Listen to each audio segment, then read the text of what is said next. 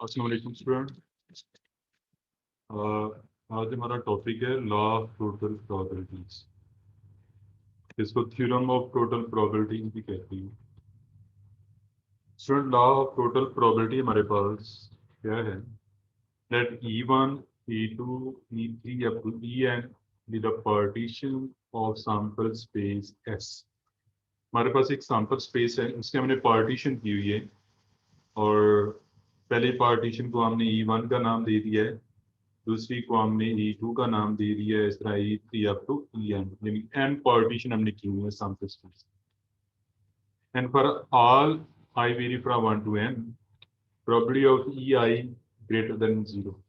तो जितने भी आपके पास वो पार्टीशन है E1, E2, E3, हर एक की प्रोबेबिलिटी क्या होगी? ग्रेटर देन 0 होगी, यानी पॉजिटिव होगी। ये तो आपको पता है स्टूडेंट की प्रोबेबिलिटी जो है वो हमेशा पॉजिटिव भी होती है, 0 और 1 के दरमियान लाई करती है। Then let A be any event associated with S। उसी सैंपल स्पेस के साथ कोई एक इवेंट A जिसका नाम है वो हम लेते हैं, that is associated with sample space S। Then उस इवेंट की प्रोबेबिलिटी क्या होगी? उस इवेंट की प्रोबेबिलिटी होगी probability of A is equal to probability of E1 into probability of A given plus probability of E2 into probability of A given E2 plus so on probability of En into probability of A given E।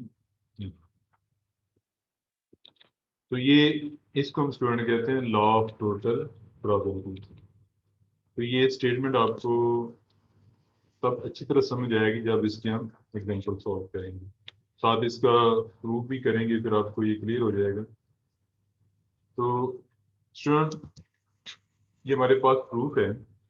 Let E1, E2, E3 up to En with a partition of sample space S, and for all I vary from 1 to n, probability of EI greater than 0, that A be an event associated with S, where अब student ई आई intersection लीजिए, ये जो आपके पास E1, E2, E3 partition इसकी दी हुई है, ई आई intersection लीजिए, ये 5 ये डिसजॉइंट होते हैं। ये पार्टीशन क्या होती है? आपस में डिसजॉइंट होती है, इनमें कोई कॉमन पॉइंट नहीं होता है। E1 union E2 union E3 up to so on union En। तो स्टूडेंट, वो जो सारी आपने पार्टीशन की हुई है, इसका जब यूनियन लें तो ये सैंपल स्पेस के बराबर आना चाहिए। क्या आना चाहिए? सैंपल स्पेस के बराबर आना चाहिए। तो student, now A is equal to A intersection S। A is equal to A intersection S। अब ये सेट है, अगर आपने सेट पढ़े हुए हैं तो आपको ये क्लियर हो गया होगा कि अगर हम इसको कहें यहाँ पे प्रोबेबिलिटी में इसको सैंपल स्पेस कहते हैं, और मैथमेटिक्स में यहाँ पे यूनिवर्सल सेट भी यूज करते हैं। तो क्योंकि ए क्या है? इसका सबसेट है। एक ये इवेंट क्या होता है? इसका सबसेट है, इससे एसोसिएटेड है। और स्टूडेंट, इवेंट की डेफिनेशन यही है, the subset of sample space. Event क्या होता है? Subset of sample space. तो अब जब ए इसका सबसेट है, जब इसका हम इंटरसेक्शन लेंगे तो ए के बराबर ही आएगा। ये सेट आपने ऑलरेडी पढ़े हुए भी हैं, सेट का जरा कंसेप्ट ध्यान में लाना। जब ए अगर इसका सबसेट है तो जब ए और एस का इंटरसेक्शन लेंगे तो ये ए के बराबर ही है। अच्छा जी, अब स्टूडेंट एस किसके बराबर है? ये E1 union E2 union E3 up to so on union En। ये भी हमने अकॉर्डिंग टू डेफिनेशन, तो ये पार्टीशन है, तो मैंने क्या किया, एस की जगह पे इसको पुट कर दिया। ठीक हो गया। अब ये सेट रूल आपने पढ़े हुए हैं कि ये इंटरसेक्शन हमने इस पे अप्लाई करने हैं। तो A intersection E1 union A intersection E2 union A intersection E3 union up to so on A intersection E। ठीक हो गई। अब स्टूडेंट, जब हम ए की प्रॉपर्टी मालूम करेंगे तो ये एडिशन लॉ हमने पहले पढ़ा हुआ भी था, इसकी प्रोबेबिलिटी प्लस इसकी probability A intersection A2 plus A intersection A3 की probability up to so on plus A intersection EN की प्रोबेबिलिटी। अब आप कहेंगे कि एडिशन लॉ तो ये था कि probability of A union B is equal to probability of A plus probability of B minus probability of A intersection B. तो स्टूडेंट जब हम इनकी प्रोबेबिलिटी ले रहे हैं, इसकी प्रोबेबिलिटी प्लस इसकी probability up to so on, तो ये आपस में डिसजॉइंट है। ये जो आ रहा है ना ए इंटरसेक्शन E1 और ए इंटरसेक्शन E2, ये आपस में डिसजॉइंट है, यानी इनमें कोई कॉमन पॉइंट नहीं आ रहा, तो इसलिए वो उसका इंटरसेक्शन एग्जिस्ट नहीं करता। तो अब हमारे पास प्रोबेबिलिटी ऑफ ए क्या आ गया, इसकी प्रोबेबिलिटी प्लस इसकी प्रोबेबिलिटी ऑफ सो ऑन। तो अब स्टूडेंट इसको हमने लॉ ऑफ मल्टीप्लिकेशन पढ़ा हुआ है कि probability of A intersection E1 किसके बराबर होता है, प्रोबेबिलिटी ऑफ E1 जरा प्रोबेबिलिटी ऑफ ए गिवन। ये लॉ ऑफ मल्टीप्लिकेशन में हमने पढ़ा है in case of not independent event या in case of dependent event. Student in case of independent event law of multiplication क्या होता है, probability of A intersection B is equal to probability of A जरा probability of B. और multiplication law in case of dependent event क्या होता है, probability of A intersection B is equal to probability of A जरा probability of be given है। तो वही यहाँ पे मैं अप्लाई कर रहा हूँ। तो probability of E1 into probability of A given E1 plus probability of E2 into probability of A given E2 up to so on probability of EN into probability of A given EN। Student इसको हम कहते हैं law of total probability. तो क्या कहते हैं, law of total probability. अभी एक और इसकी छोटी सी एग्जांपल ये समझाने के लिए कि यूनियन किस तरह एस के बराबर आ रहा है और इंटरसेक्शन किस तरह पाई के बराबर आ रहा है। स्टूडेंट ये हमारे पास सैंपल स्पेस है डाई के लिए, सिंगल डाई के लिए ये सैंपल स्पेस होती है 1 2 3 4 5 6 सिंगल डाई की सैंपल स्पेस। इसमें एक इवेंट E1 है जो ऑड नंबर को ज़ाहिर करता है, इसमें से 1 3 5, उसको हमने E1 का नाम दे दिया है। और E2 आपके पास है, वो E1 को ज़ाहिर करता है 2 4 6। सर ये जो E1 और E2 दो इवेंट हैं, इनका यूनियन क्या होता है, इनका इंटरसेक्शन पाई आता है और यूनियन इसका सैंपल स्पेस के बराबर होता है। इन दोनों में कॉमन कुछ नहीं आ रहा, पाई है ना। लेकिन इनका यूनियन लें तो ये एस बन रहे हैं, इनका यूनियन लें तो ये एस बन रहे हैं। ये मैंने सिर्फ दो पार्टीशन कह लो, उसको दो पार्टीशन लिए, यहाँ पे एन पार्टीशन थी। अब ये और इसको देख लेंगे, हमारे पास सैंपल स्पेस है, सैंपल स्पेस है, उसके हम सिर्फ दो पार्टीशन कर रहे हैं, एक E1 और दूसरा E2। ये तो था ना an partition of the sample space, यानी कि आपकी जो सैंपल स्पेस है उसके हम एन पार्टीशन किए हैं। तो यहाँ पे मैंने क्या किया है, सिर्फ दो पार्टीशन इसको देखते, दो पार्टीशन E1 और E2। स्टूडेंट ये जो E1 और E2 है, यहाँ पे आपको मैं ये चीज समझाना चाहता था कि इनका इंटरसेक्शन किस तरह पाई होता है और इनका यूनियन किस तरह एस के बराबर होता है। ठीक हो गया। तो ये देखिए इन दोनों का यूनियन एस के बराबर और इन दोनों का इंटरसेक्शन पाई के बराबर। क्लियर। स्टूडेंट यहाँ पे एक और चीज लिखियो, A intersection S is equal to A. अगर मैं E1 यहाँ पे लिखना चाहूँ, अब यहाँ पे सपोज कि मैंने ए की बजाय E1 रखा है, तो जब E1 और S का इंटरसेक्शन लें, E1 और S का इंटरसेक्शन ले तो वो E1 के बराबर ही नहीं आ जाता, क्योंकि ये इसका सबसेट है, ये इसका सबसेट है। तो यही चीज मैं यहाँ पे समझा रहा था कि ए अगर S का सबसेट होगा, अगर ए S का सबसेट होगा तो ए इंटरसेक्शन S बराबर है ए अकॉर्डिंग टू दिस। अब उम्मीद है कि आपको ये पार्टीशन का पता भी चल गया होगा, आपको ये पता चल गया होगा ये यूनियन एस के बराबर किस तरह आ रहे हैं और ये इनका इंटरसेक्शन 5 के बराबर किस तरह आ रहा है। और ये मैंने A is equal to A intersection S किस तरह रखा है, A is subset of S। ये मैंने एक छोटी सी एग्जांपल लेके आपको यहाँ पे समझा दी। तो नेक्स्ट चलते हैं स्टूडेंट, ये हमारे पास क्वेश्चन है कि box A contain 5 green 7 red ball, box B contain 3 green 3 red 6 yellow ball, a box is selected at random and a ball is drawn at random from it. What is probability that ball drawn is green? क्या कह रहे हैं कि हमारे पास दो box हैं, उनमें ये बॉल हैं 5 ग्रीन 7 रेड और इधर 3 ग्रीन 3 रेड 6 येलो। तो हमने कोई एक बॉक्स लेना है, रैंडमली कोई एक बॉक्स। ये बताया नहीं कि आपने ए लेना है बी लेना है, कोई भी आ सकता है रैंडमली, और उसमें से हमने बॉल ड्रॉ करने हैं और क्या प्रोबेबिलिटी है कि वो बॉल ग्रीन है। तो student let E denote the event that ball drawn is green. हमने बॉल ड्रॉन इज ग्रीन को ई इवेंट से इग्नोर किया, हमने उसको ई से इग्नोर किया, ई इवेंट।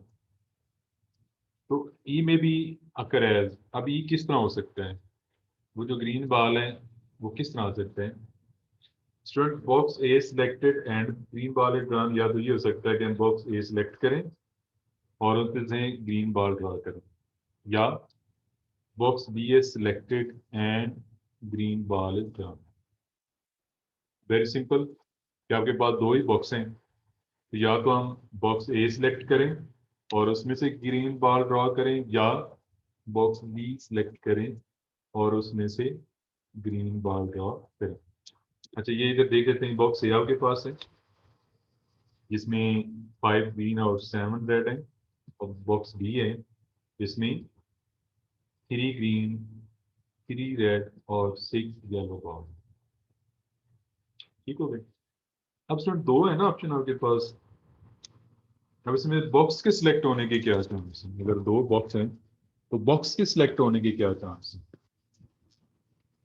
जैसे आप कॉइन टॉस करते हो तो कॉइन में क्या आ सकता है, या हेड आ सकता है या टेल आ सकता है, दो ही पॉसिबल चांस है ना, या हेड या टेल। तो हेड आने के चांस क्या होते हैं उसमें 1/2, क्योंकि पॉसिबल तो दो है ना, बल्कि टोटल दो हैं हेड और टेल, और उसमें टेल आने के चांस भी 50% यानी कि 1/2 है, और हेड आने के चांस भी 50% यानी कि 1/2 है।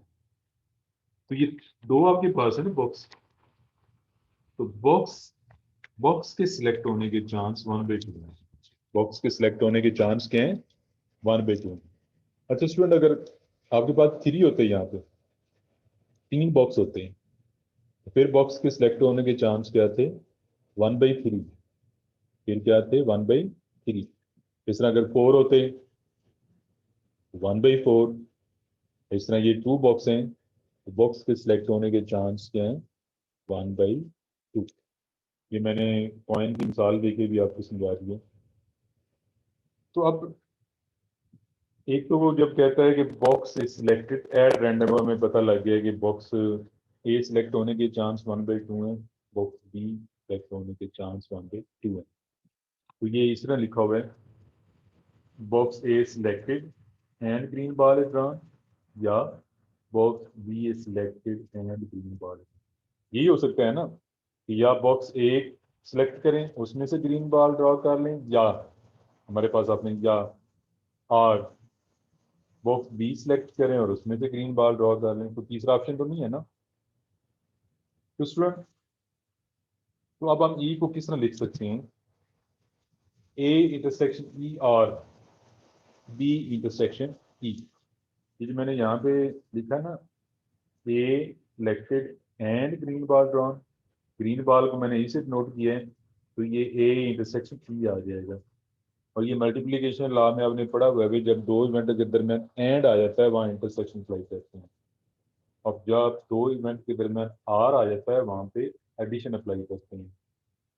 तो इसलिए ए इंटरसेक्शन ई और ये बी है तो बी इंटरसेक्शन ई, क्योंकि हमने ग्रीन बॉल को ई का नाम दिया हुआ है। तो आर मैंने वैसे यहाँ पे लिख लिया।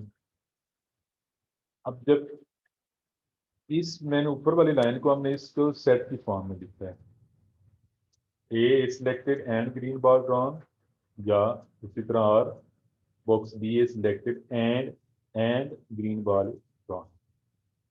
तो स्टूडेंट हमने मालूम क्या करना है, हमने ई की प्रॉपर्टी मालूम करनी। ई किसको डिनोट करता है, ग्रीन बॉल को। उसने पूछा भी है what is probability that ball drawn is green. तो student probability of E is equal to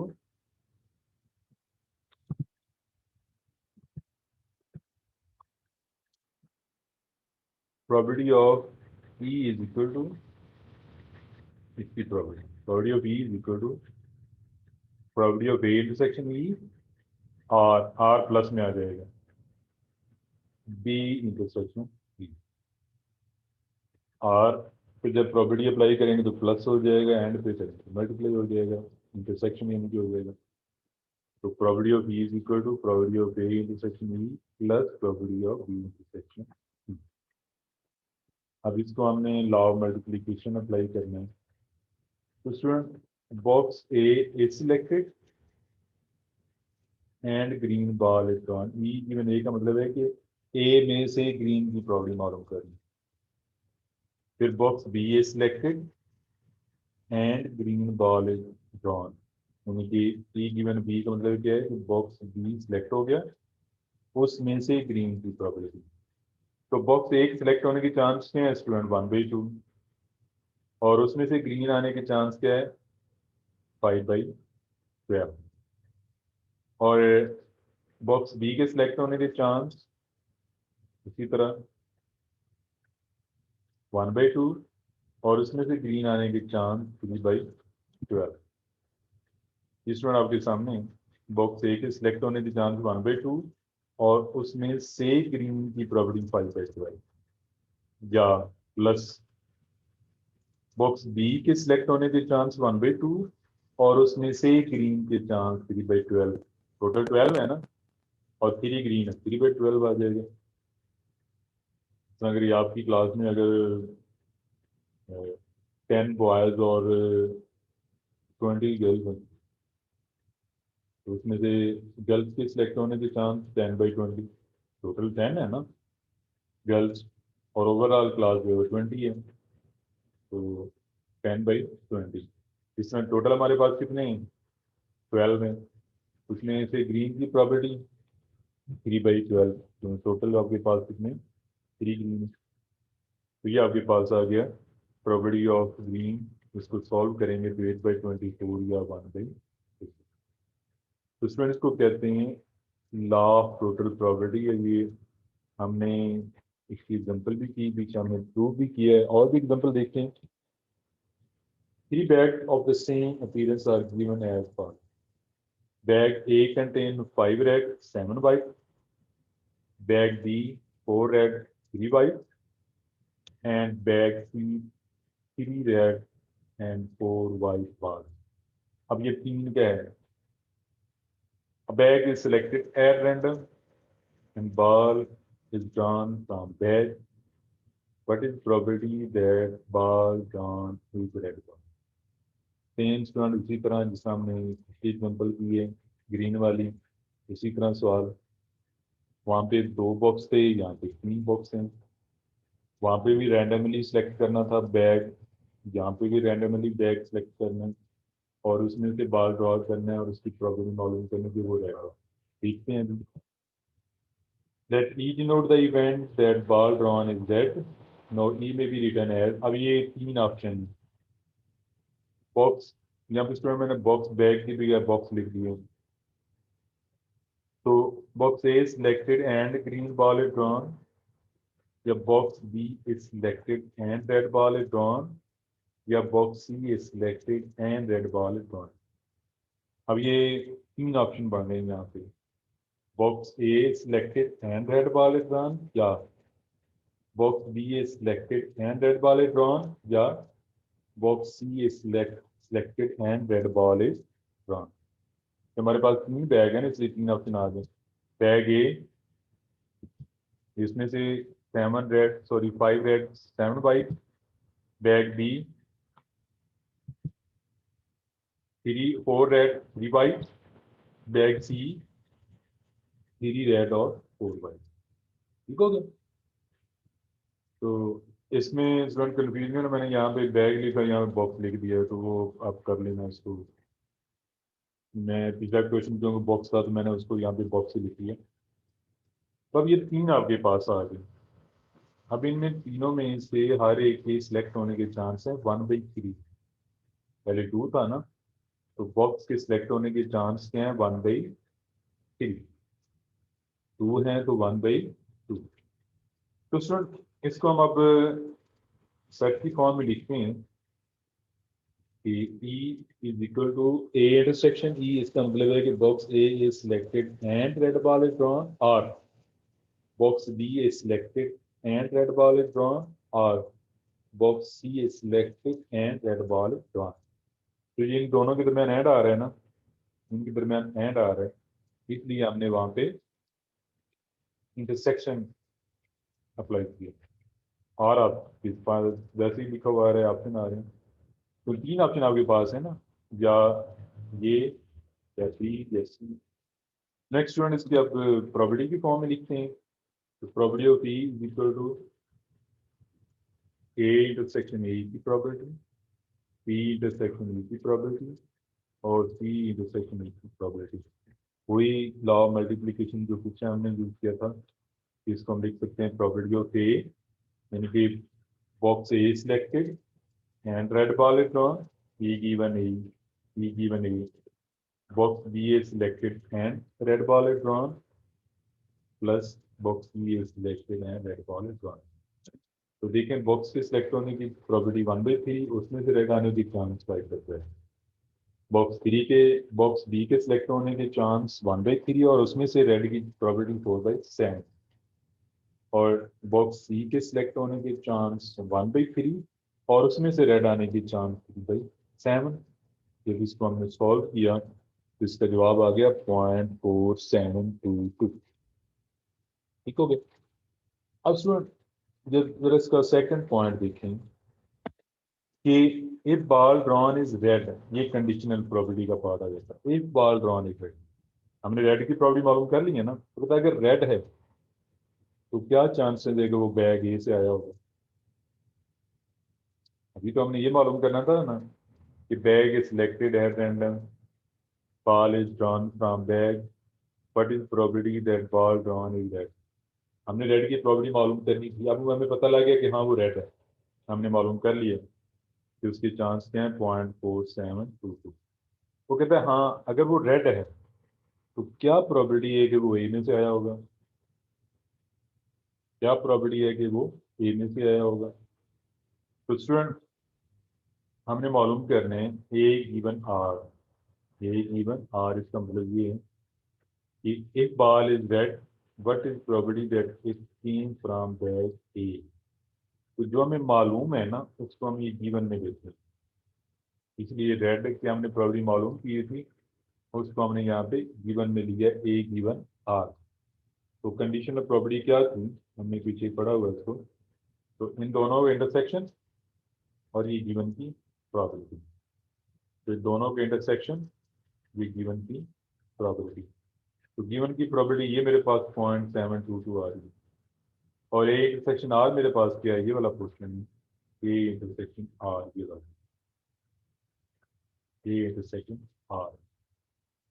अब आप कहेंगे कि यहाँ तो ई लिखा हुआ है, तो ई रेड को जाहिर करता है ना, ई रेड बॉल को जाहिर करता है, ये लिखा हुआ let E denote the event that ball on is red. तो ये आपके पास क्या आ जाएगा, ई इंटरसेक्शन आर, ये वाला क्वेश्चन होगा। तो ये वाला क्वेश्चन कितना आ रहा है, ये 1/3 इंटू 5/12। दोबारा सुन लें, ये जो इसका मतलब ये है ना, ये इंटरसेक्शन आर, ये वाला बैग, और उसमें से red box A selected and red ball is drawn. तो अब मैंने रेड के लिए वहाँ पे आर यूज किया है, इसलिए ए इंटरसेक्शन आर ये वाला क्वेश्चन है, ये वाला। तो ये वाला आपने परख में, और आर आपने मालूम किया हुआ है। तो ऊपर 5/36 आ जाएगा, ये इसको मल्टीप्लाई करोगे तो 5 और 36 और नीचे आ जाएगा आर की प्रॉपर्टी 0.4722। इसको सॉल्व किया तो ये 0.294। अच्छा स्टूडेंट, यहाँ पे बताता चलो, अगर वो कहता कि what is probability that it came from bag B, फिर आपने बी वाला ये हिस्सा है ना, ये वाला क्वेश्चन लेना था, ये आपने ऊपर रखना है। अगर वो कहता है कि इट केम फ्रॉम बैग सी, तो बैग सी में से हम ये वाला क्वेश्चन, ये आपने यहाँ पे ऊपर रखना है। तो ये दो इसमें लॉ ऑफ टोटल प्रोबेबिलिटी वाला भी आ गया और ये कंडीशनल प्रोबेबिलिटी का भी पार्ट आ गया। जी स्टूडेंट, उम्मीद है कि आपको उस बात की समझ आ गई। हमने 2 के लिए भी कर लिया और 3 के लिए भी कर लिया। तो नेक्स्ट, अब ये बड़ा एक इंटरेस्टिंग क्वेश्चन है कि person has undertaken a mining job, probability of completion of job on time with and without rain are 0.42 and 0.906। यानी कि उसने जो जॉब ली है, माइनिंग वाली जॉब, उसमें टाइम पे कंप्लीट करना है विद रेन और विदाउट। अगर बारिश हो और बारिश ना हो, rain and without rain, if probability that it will rain is 0.45, then determine probability that the mining job will be completed on time। हमने probability क्या मालूम करनी है? probability मालूम करनी है कि हमारा जो हमने जो काम लिया हुआ है वो टाइम पे मुकम्मल हो गया। माइनिंग, पहाड़ खोदने वाली जो होती हैं वो कोयला निकालते हैं उसमें से, तो हमारी जो जॉब है, जो हमने काम करने हैं, वो टाइम पे कंप्लीट हो गए। और इसमें बारिश के भी चांसेस हैं, बारिश के, rain, if probability that it will rain, बारिश होने के चांस क्या हैं? 0.45। अच्छा स्टूडेंट, अगर बारिश होने के चांस 0.45 है तो ना होने के क्या चांस हैं? बारिश ना होने के चांस, गौर करें। अगर बारिश होने के चांस 0.45 है तो ना होने के चांस क्या होंगे? 1 में से माइनस कर लें, यानी कि 0.55। प्रोबेबिलिटी ऑफ रेन क्या है? 0.45। तो नॉट रेन क्या हो जाएगा? 0.55। चलो इसको सॉल्व करते हैं। Let A be event that mining job will be completed on time. हमें ये मालूम करना है ना कि mining job will be completed on time, उसको हमने ए का नाम दे दिया, और रेन को हमने B event that it rain, उसको हमने बी का नाम दिया। ठीक है। अब स्टूडेंट, प्रोबेबिलिटी ऑफ बी मेरे पास क्या है? 0.45, यानी कि बारिश होने के चांस 0.45। प्रोबेबिलिटी ऑफ रेन, इसमें मैंने बी का नाम दिया, और नो रेन, ना होने के चांस, इसको प्रोबेबिलिटी ऑफ बी कंप्लीमेंट भी कहते हैं, 1 माइनस प्रोबेबिलिटी ऑफ बी, तो ये मेरे पास 0.05 आ जाएगा। 0.55, सॉरी 0.5। सिंपल सी बात है ना कि पाकिस्तान के क्रिकेट मैच जीतने के चांस 80% है, तो हारने के कितने हो जाएंगे? 20%, 1 में से माइनस कर लेंगे। इस तरह अगर बारिश होने के चांस के हैं 0.45, यानी कि 45%, तो ना होने के चांस 55%। सिंपल सी बात है। स्टूडेंट, अब हमने मालूम क्या करने हैं, हमें गिवन है ये ए गिवन बी 0.42।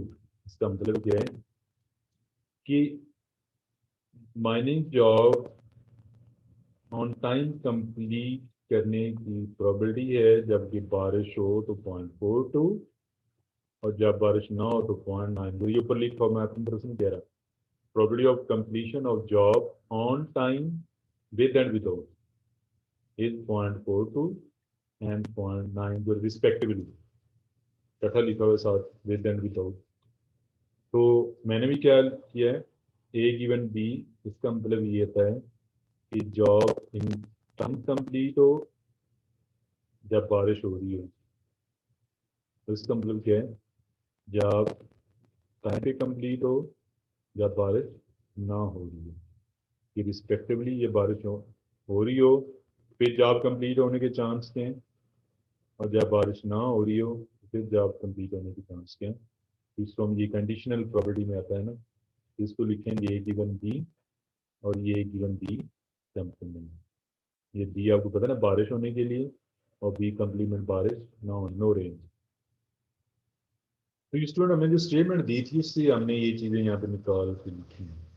अब हमने मालूम क्या ना प्रोबेबिलिटी ऑफ ए, तो प्रोबेबिलिटी ऑफ ये बी और बी समझाया हुआ है कि ये पार्टीशन है सैम्पल स्पेस की, जिसका हमने पीछे पार्टीशन वाला जब हम शुरू में कर रहे थे टोटल लॉ ऑफ प्रोबेबिलिटी में, तो मैंने बताया था कि पार्टीशन क्या होती है। तो प्रोबेबिलिटी ऑफ ए क्या होगा कि अगर बारिश हो तो फिर टाइम पे जॉब कंप्लीट करने की प्रोबेबिलिटी क्या है, या बारिश ना हो और फिर टाइम पे कंप्लीट करने के चांसेस क्या है। तो इसको लिखेंगे probability of B 0.45 into probability of A given B, ये वाला conditional, plus probability of B prime या आपके पास into probability of A given B prime. इसको सॉल्व करेंगे तो आपके पास आ जाएगा 0.684, और so probability that job will be completed on time is 0.684। तो ये स्टूडेंट अगर बारिश होने के इतने चांस हों और ना होने के वाले चांस हों 0.55, फिर ऑन टाइम वो जो काम आप कर रहे हैं वो कंप्लीट होने की चांसेस क्या हैं 0.684। ठीक हो गया। उम्मीद है कि आपको इसकी समझ आ गई होगी, और अगर कोई प्रॉब्लम हो तो आप पूछ सकते हैं, फिर उसको ज़रा वीडियो को रिपीट करके देख लें तो ये पॉइंट आपको क्लियर हो जाएगा। इसी टाइप के स्टूडेंट चलते हैं और कोई क्वेश्चन देखते हैं। अब ये वही आ गया, ये मैंने आपके लिए असाइनमेंट छोड़ी, आपने खुद करना है। I have 3 bags that each contain 100 marble. Bag 1 में कितने हैं 75 रेड और 25 ब्लू, और बैग 2 है और बैग 3 है। So I choose one of the bag at random and pick the marble from the chosen bag also at random. What is probability that the chosen marble is red? बिल्कुल same जिस तरह हमने 3 bag वाला question किया है, ये उसी तरह आपने करना है, ये आपके लिए। एक नेक्स्ट एग्जांपल है। अच्छा ये एग्जांपल जो ये वाली है, ये जो क्वेश्चन है ये, और अभी मैंने जो आपको माइनिंग जॉब वाला क्वेश्चन कराया है ये उससे मिलता जुलता है। स्टेटमेंट थोड़ी एक्सप्लेन कर देता हूँ, छोटा सा मैंने डाटा निकाला हुआ, लेकिन उसको आपने कंप्लीट खुद करना है, जिस तरह पीछे मैंने क्वेश्चन सॉल्व कराया है, ये जस्ट मैंने हिंट दिया हुआ है, बाकी इसको आपने मुकम्मल कर लेना। 80% of people attend there primary care physician regularly. जो अपने फिजिशियन के पास जाते हैं रेगुलरली वो 80% है, और जो रेगुलरली नहीं जाते वो 20% है। जो रेगुलर नहीं जाते वो 20% है। अच्छा स्टूडेंट वहाँ पे हमें उसने बारिश होने की प्रोबेबिलिटी दी हुई थी, प्रोबेबिलिटी बारिश ना होने की नहीं दी, वो हमने निकाली थी। यहाँ पे फिजिशियन के पास रेगुलरली जाने की प्रोबेबिलिटी उसने बताई 80%, साथ ना जाने की भी उसने बताई 20%।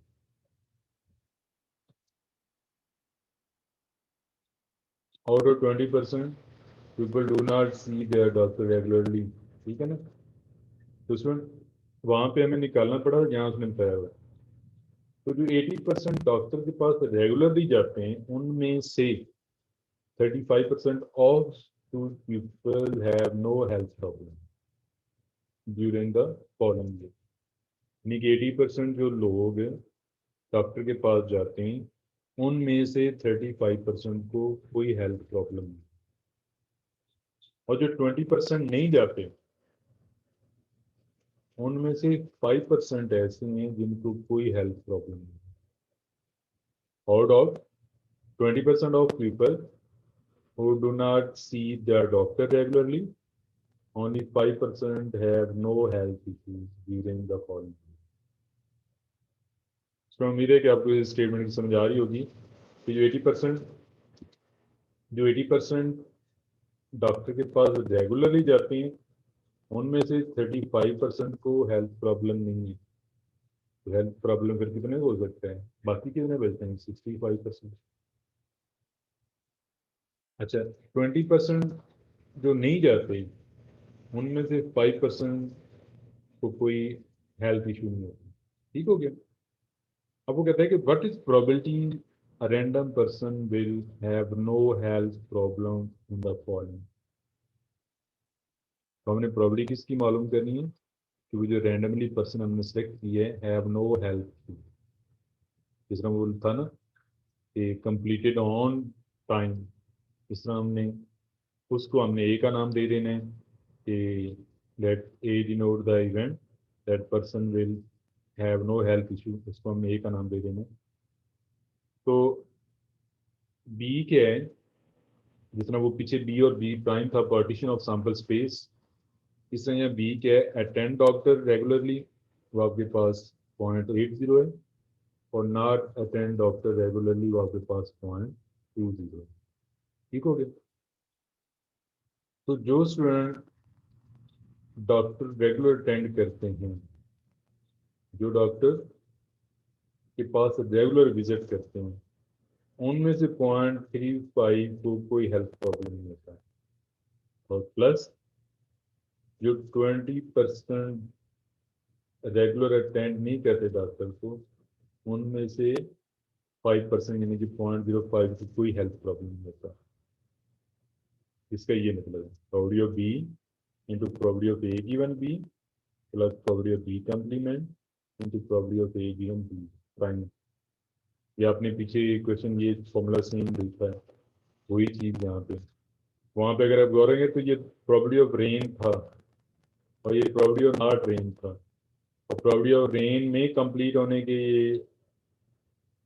ऑन टाइम कंप्लीट होने की प्रोबेबिलिटी थी, और नॉट रेन में ये कंप्लीट होने के चांस थे। मैं उसे रिलेट करके आपको बता रहा हूँ ताकि आप इसमें लग जाए। तो ये student total law of probability के हमने एग्जांपल भी सॉल्व कर लिए, उसका प्रूव भी कर लिया। उम्मीद है कि इसकी आप प्रैक्टिस करेंगे तो आपको ये क्लियर हो जाएगा। तो आज के लिए इतनी काफ़ी है। इंशाल्लाह नेक्स्ट हम बेस थ्योरम को डिस्कस करेंगे। अगर आपको ये कंडीशनल प्रोबेबिलिटी और ये टोटल लॉ ऑफ प्रोबेबिलिटी और मल्टीप्लिकेशन लॉ, अगर इनका कंसेप्ट आपको है, इंशाल्लाह हम बेस थ्योरम भी कर लेंगे, और बेस थ्योरम भी इसी से मिलता जुलता है। इसमें देखो सिंपल प्रोबेबिलिटी भी आ रही है, साथ कंडीशनल प्रोबेबिलिटी भी आ रही है। तो इंशाल्लाह नेक्स्ट लेक्चर में हम बेस थ्योरम को डिस्कस करेंगे। Thank you. अल्लाह हाफिज़।